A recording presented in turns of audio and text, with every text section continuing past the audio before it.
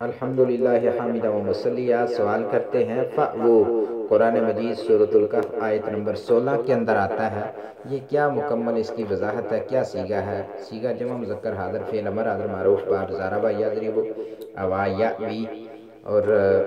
ہفت اقسام سے یہ محموز الفا اور قرون 6 اقسام ثلاثی مجرد، اوی مادہ ہے حمزہ واو یا،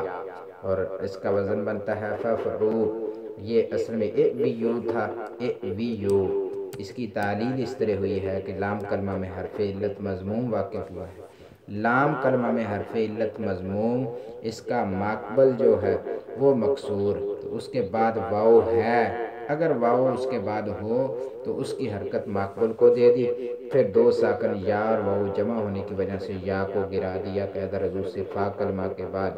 فا کے بعد حمزہ وصلی گر گیا ہے، کیونکہ حمزہ وصلی درمیان کلام میں آ کر حذف ہو جاتا ہے، تو یہ فعو بن گیا۔ علیکم ورحمۃ اللہ وبرکاتہ۔